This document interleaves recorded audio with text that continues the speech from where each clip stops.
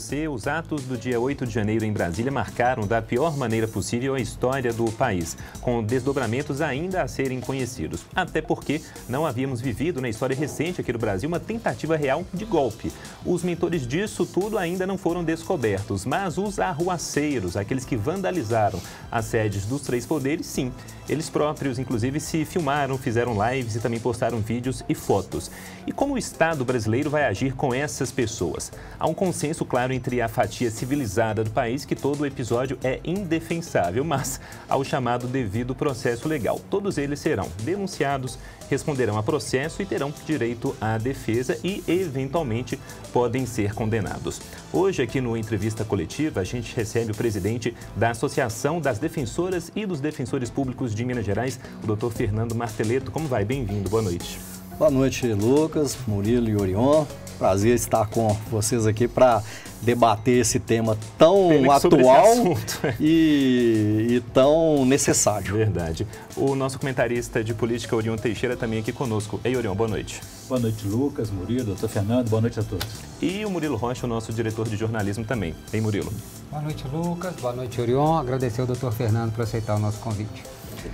Doutor Fernando, vamos começar aí da pergunta mais básica. Defensor, falei até aqui na nossa introdução também, não é tudo absolutamente lamentável, indefensável, mas indefensável da parte ética da coisa, não é? Todas essas pessoas têm direito a literalmente defesa. E eu queria saber, pensando no episódio do dia 8, de que forma as defensorias públicas, aí, não sei se do DF ou dos respectivos estados, podem atuar, estão atuando já com essas pessoas.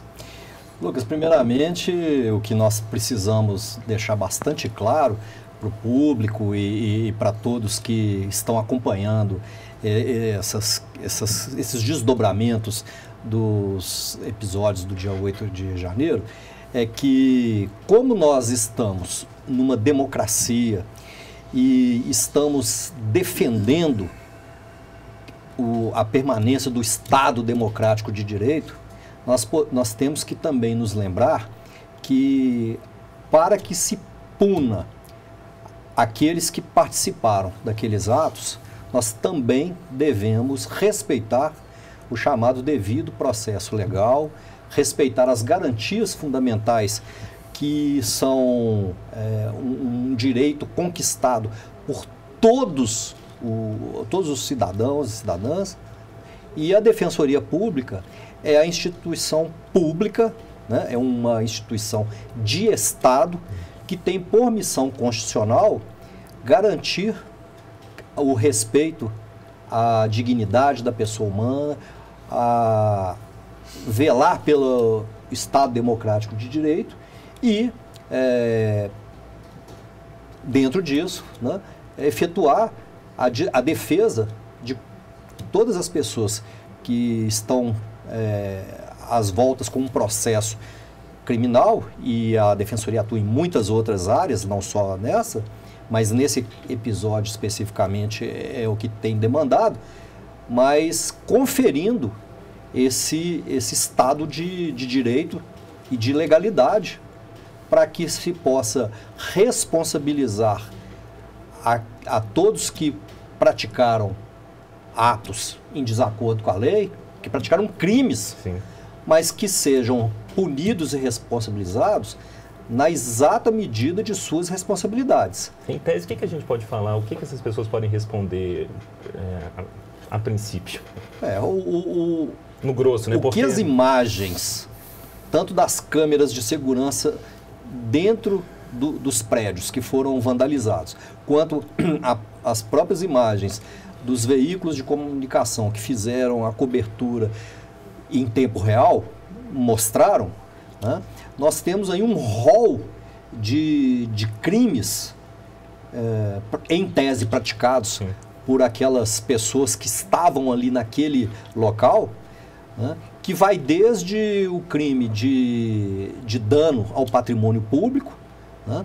Passando pelos crimes contra a pessoa, porque houve diversos servidores da segurança, né, da segurança pública, de um modo geral. Então, policiais do Legislativo, tanto no Senado quanto na Câmara dos Deputados, e no próprio Supremo Tribunal Federal, que foram lesionados pelas ações daquelas pessoas e chegando, né, principalmente aos crimes contra a democracia, numa recente modificação do Código Penal. O Código Penal, na sua origem, é de 1941 e nós tínhamos em vigor a antiga Lei de Segurança Nacional, que foi revogada, mas aquelas condutas criminosas que antes a Lei de Segurança Nacional previa, elas migraram, né, com uma nova roupagem para o Código Penal, uma lei que é de 2021, que busca preservar o próprio Estado de Direito, né, Estado Democrático de Direito. Então, crimes de ofensa ao Estado Democrático de Direito propriamente. E que vários deles, repito, em tese, foram praticados. E precisa ser apurado. Agora, doutor Fernando, a minha pergunta é o seguinte, é tudo muito inédito. Sim. Né? A quantidade de pessoas envolvidas, o perfil dessas pessoas mais velhas, até a questão econômica, socioeconômica dessas pessoas, é todo um perfil, e a motivação. Né? Vamos dizer, na história recente do Brasil, é tudo meio inédito. Como separar, como fazer uma triagem, né? Porque nem todo mundo que foi à manifestação pode ser enquadrado, por exemplo, no crime contra a democracia ou num crime de destruição do patrimônio. Né? Então, assim, como fazer essa triagem? Acho que esse talvez seja o grande desafio, até da Defensoria Pública também. Sim, é exatamente o ponto nevrálgico dessa questão.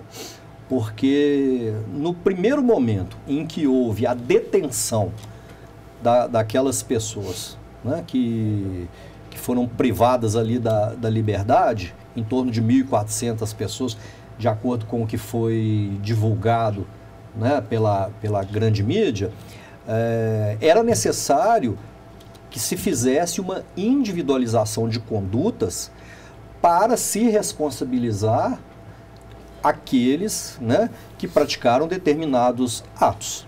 Não se pode fazer uma responsabilização coletiva. Há necessidade de se individualizar. E só se consegue fazer essa individualização à medida em que se apura determinados fatos. Então, por conta disso, né, todas aquelas pessoas foram encaminhadas para um determinado local, um ginásio lá, e começou-se então a fazer esse levantamento de dados, de informações, né, e à medida que foram feitos esses levantamentos e se apurando minimamente as condutas, que começou-se então esse processo de liberação de alguns e mantença de outros presos. Né? Vamos falar uma linguagem assim bem clara. E nesse processo é que a Defensoria teve o seu grande papel como instituição pública de Estado, né, encarregada da garantia dos direitos, no seguinte aspecto: os defensores públicos, estando lá acompanhando todo esse trabalho que está sendo feito, né, pelos órgãos de segurança pública e pelo Judiciário, pelo Ministério Público, não é de, num primeiro momento, dizer se determinada pessoa é inocente, é culpada. Não é esse o nosso papel.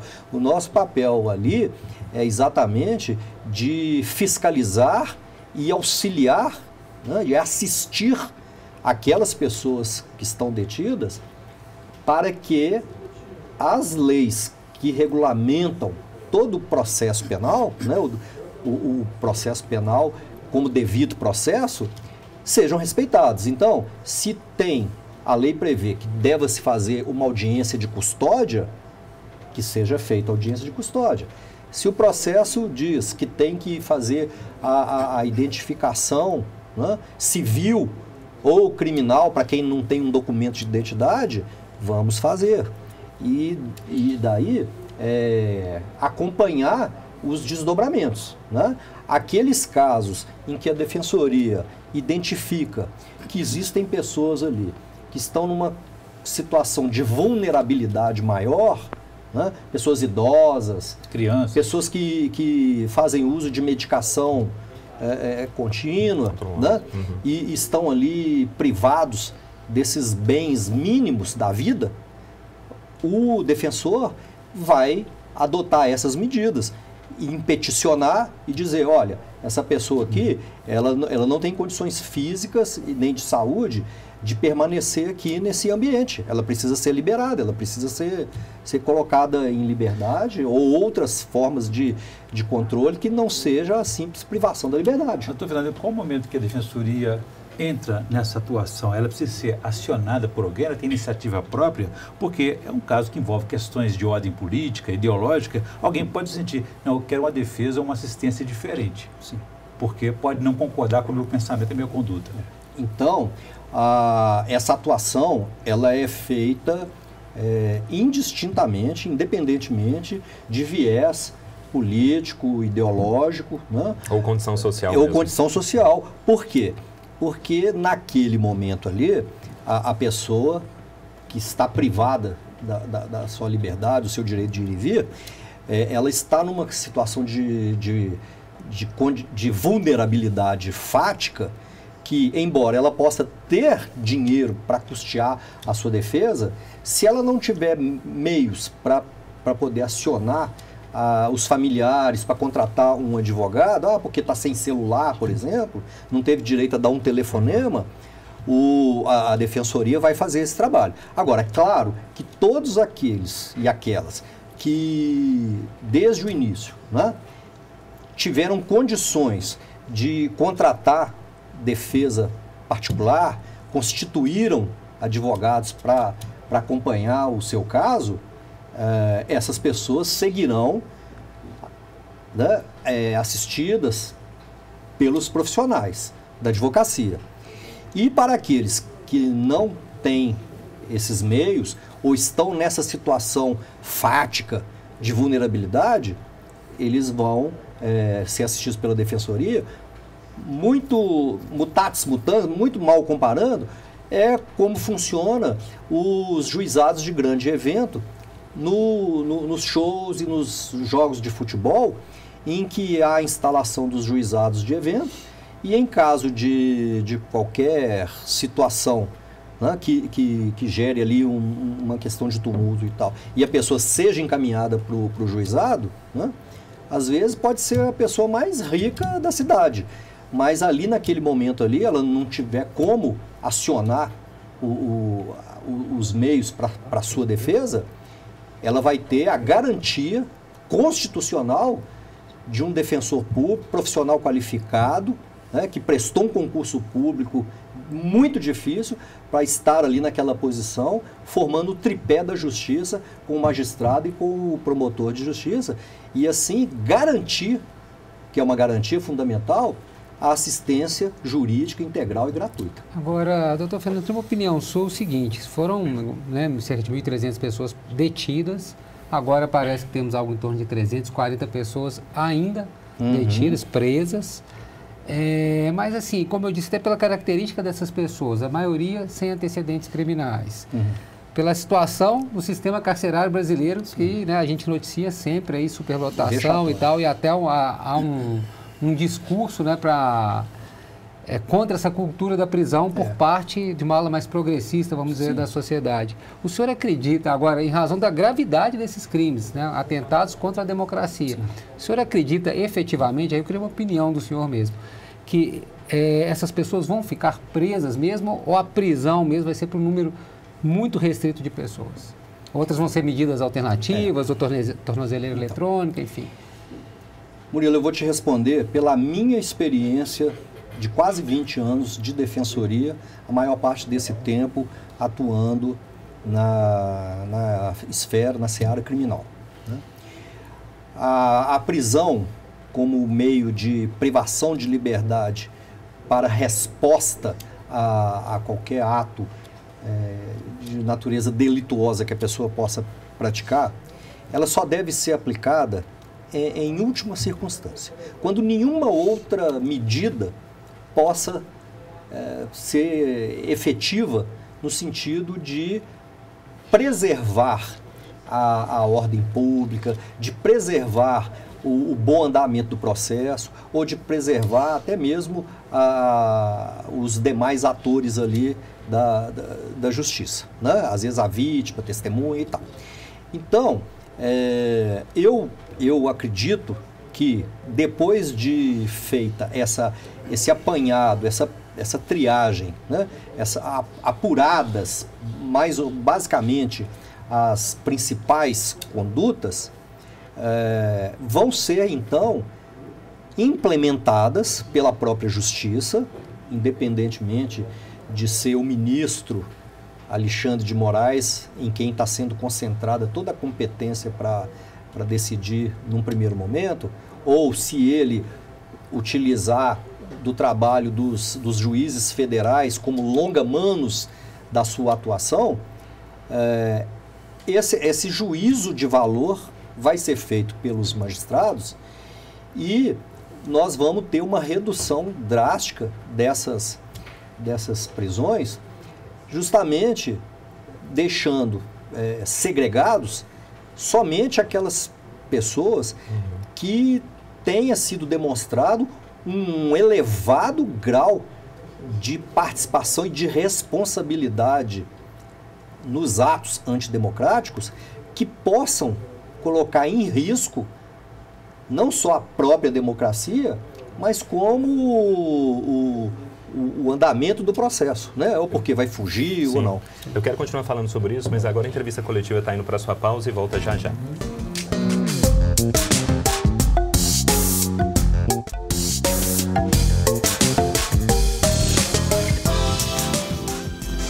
Com uma entrevista coletiva que hoje analisa as repercussões dos atos golpistas de 8 de janeiro e a gente recebe aqui no programa o presidente da Associação das Defensoras e dos Defensores Públicos de Minas Gerais, o Fernando Martelletto.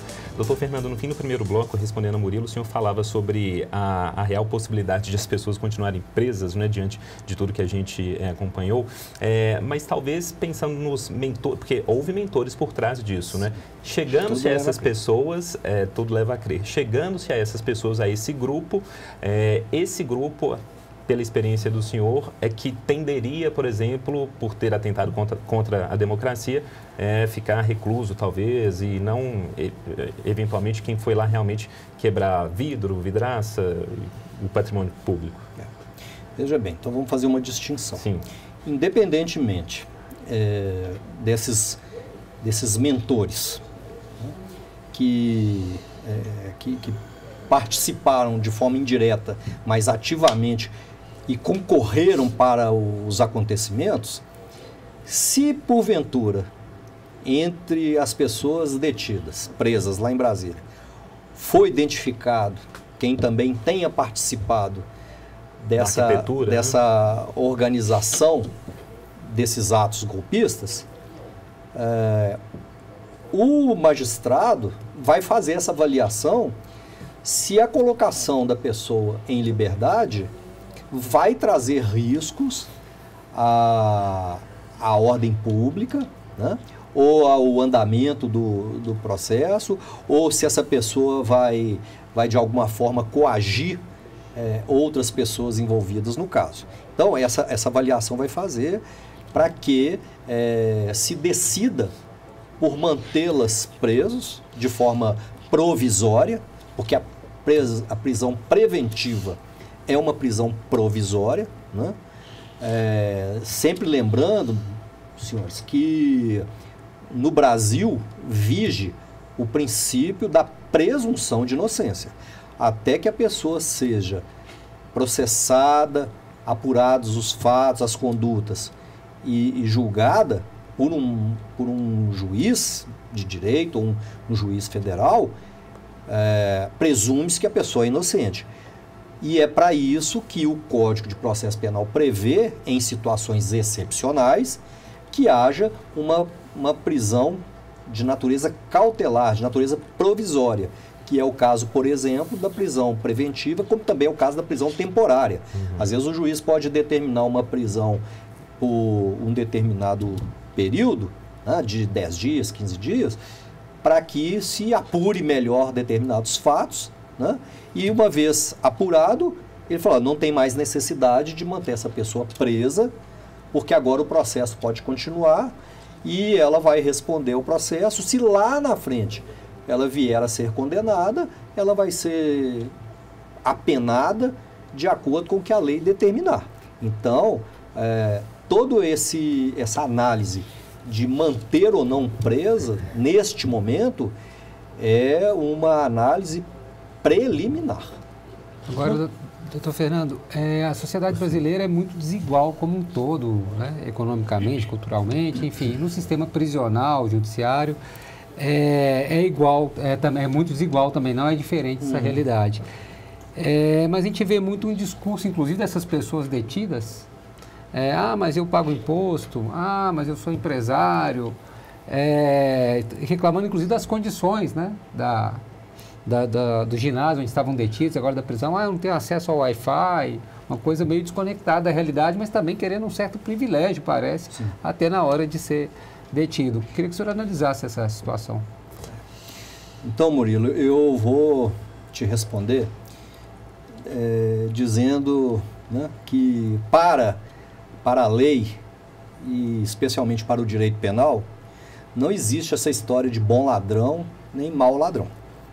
Existe a pessoa que transgrediu a lei, que agiu em desacordo com o que a lei determina e, portanto, assim agindo, ela será responsabilizada pelos seus atos, né, e terá que responder e pagar pelos seus atos.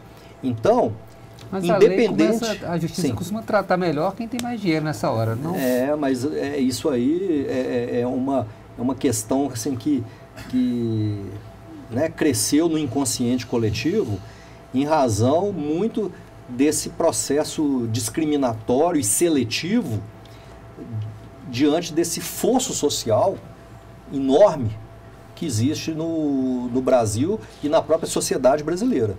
Mas em se tratando de prática de crime, tem a pessoa cometido um crime de dano a uma cadeira do Supremo Tribunal Federal, porque quebrou a cadeira ou jogou no chão, danificou. Ou ela furtou um desodorante na farmácia da esquina, né? Em tese, para a lei, todos dois transgrediram a lei e, portanto, devem ser apenados, punidas, né? Agora, a forma de responsabilizar é que vai ter uma gradação de acordo com a maior ou menor gravidade daquela conduta que foi praticada. Tanto que nós temos crimes, né, que são os chamados crimes hediondos, que a punição é muito mais severa, o sistema é muito mais rigoroso do que crimes mais brandos, né, os chamados crimes de menor potencial ofensivo. Então, durante o momento dessa apuração dos fatos ocorridos em Brasília, vai ser necessário se fazer detalhadamente essa análise para atribuir responsabilidade de forma individualizada a cada um dos que praticou. Então, se naquele universo de pessoas que foram detidas, de 1.400, 1.500 pessoas foram detidas, se depois de realizada essa etapa não se apurar nada contra determinada pessoa, né? Ela apenas estava ali naquele local, mas não demonstrou que ela tenha praticado nenhuma conduta em desacordo com o que a lei determina, né? Ela vai ser isentada. Vamos passar por uma para a gente já estar na reta Fernando, só para a gente então encerrar essa questão, a Defensoria Pública de Minas pode ajudar a socorrer a Defensoria Pública Federal da União em Brasília diante dessa demanda do volume e da assistência jurídica que está sendo necessitada nesse momento? Essa realmente é uma pergunta que tem movimentado a Defensoria Pública, não só de Minas Gerais, mas como todas as defensorias públicas dos estados da federação. Lembrando que, primeiramente, por terem sido atos praticados contra prédios, instalações e bens públicos federais, esse fato atraiu a competência para processar e julgar os crimes para a Justiça Federal. Então, seja ela se vai ficar no âmbito do Supremo, ou se vai ser delegado aos juízes federais, enfim. Mas o fato é que é a Justiça Federal que vai processar e julgar esses crimes. Então, perante a Justiça Criminal Federal, quem atua é a Defensoria Pública da União, que tem atribuições para atuar nessa esfera. No entanto, muitas daquelas pessoas que ficaram detidas lá, né, precisam de contato com seus familiares, às vezes até para que os familiares encaminhem documentos. Pedir para você amarrar o raciocínio. Os documentos. E aí o que acontece? As defensorias estaduais vão fazer a ponte com a Defensoria Pública da União e a própria Defensoria do Distrito Federal para que possam viabilizar o acesso de todos esses documentos, né? E esse vai ser a nossa contribuição para assegurar a amplitude da defesa e o devido processo legal. Assuntos que com certeza nós, sobretudo da imprensa, vamos continuar acompanhando de perto. A entrevista coletiva está ficando por aqui, agradecendo a presença do Dr. Fernando Martelletto e até uma próxima, porque assunto aqui não vai faltar, né, Dr. Fernando? Muitos assuntos. Muito obrigado. Eu que agradeço e contem sempre com a Defensoria Pública. Orion, valeu, até. Um prazer, boa noite. E Murilo também. Boa noite a todos. Um obrigado, claro, a você que nos acompanhou até aqui. Você pode rever a este e a outros programas do nosso Jornalismo e Esporte. É só se inscrever lá na nossa página no YouTube, no canal Band Minas. Para você, uma boa noite, um bom fim de semana. Tchau.